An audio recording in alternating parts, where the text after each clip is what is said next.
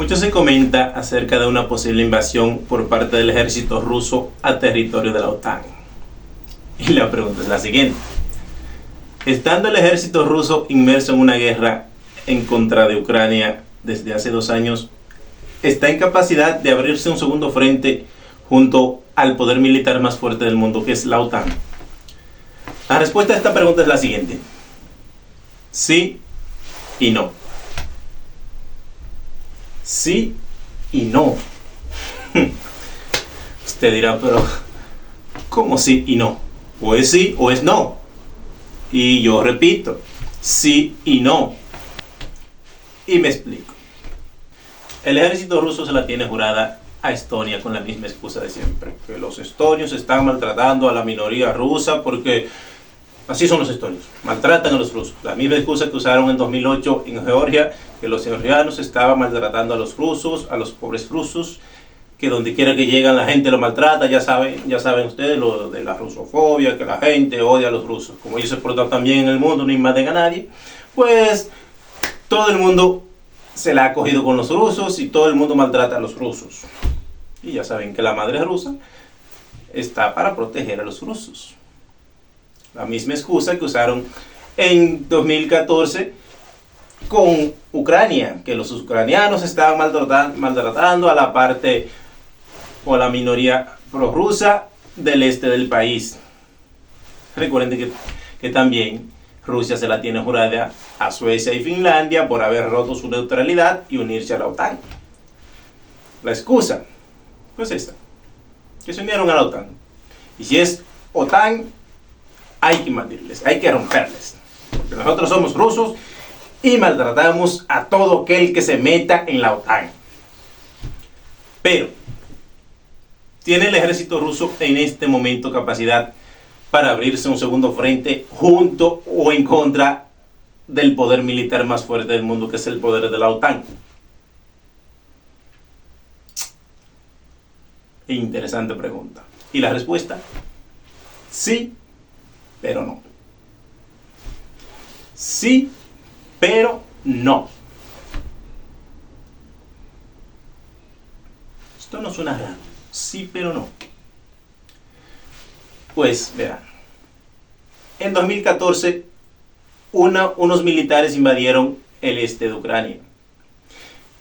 Luego se demostró que eran o que estaban mandados por el ejército ruso, pero que no formaban parte del ejército regular ruso.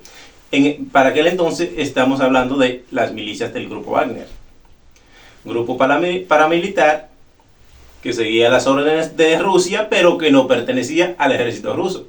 Esta misma excusa la ha utilizado o la utilizó la Unión Soviética durante años en muchos países. La ha utilizado Rusia, la utiliza Irán, ya saben, financiando las milicias, financiando todo tipo de milicias, Hezbollah, Hamas, milicias en el Líbano, en fin, y un montón de milicias. Este mismo truco podría utilizarlo el ejército ruso para invadir o para atacar países de la OTAN sin necesidad de hacerlo directamente con el ejército ruso, o sea, con el ejército regular ruso. Bueno, lo que es un ataque de falsa bandera de toda la vida, en los cuales el ejército ruso es especialista, herencia que traen de la URSS, Unión Soviética, ya sabes. Entonces, bajo estas circunstancias, el ejército ruso sí está capacitado para atacar países de la OTAN, claro, en ataques de falsas banderas, porque ya saben, se han metido en un berenjenal en Ucrania del cual no logran salir. Están empantanados en una guerra de lo que se suponía que iba a ser una guerra rápida, una guerra que ellos iban a resolver en un mes, cuestión de semanas, digamos, pero que el ejército ucraniano les ha salido respondón y no han podido salir del berenjenal en el que se metieron. 2 años va a cumplir la guerra en Ucrania ya. El ejército ruso no logra sus objetivos y no los va a lograr. Al contrario, cada vez se ven más lejos de conseguir sus objetivos. Recuerden que era desmilitarizar Ucrania, y desnazificar, que lo de desnazificar no se sabe cómo diantre que lo van a lograr, porque nadie sabe quién es nazi y quién no dentro de Ucrania. No traen en la frente una señal que diga yo soy nazi o yo no soy nazi. Entonces, para ellos, ese objetivo sí lo pueden lograr, pero el objetivo de desmilitarizar Ucrania cada vez se ven más lejos, porque si recuerdan que, como dijo el fallecido Prigozhin, Ucrania no está siendo desmilitarizada, al contrario, Ucrania se está militarizando.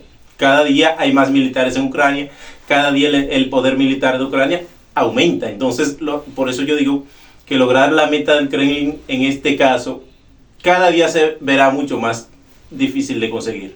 Sí que pueden lograr territorios allí, ganar grandes cantidades de territorio, esperemos que no, pero sí que pueden o podrían llegar a hacerlo en el futuro. Aunque de momento el ejército ucraniano los ha frenado de una manera heroica. Entonces, en respuesta a la pregunta, ¿puede el ejército ruso invadir o atacar algún país de la OTAN? La respuesta es sí, pero no.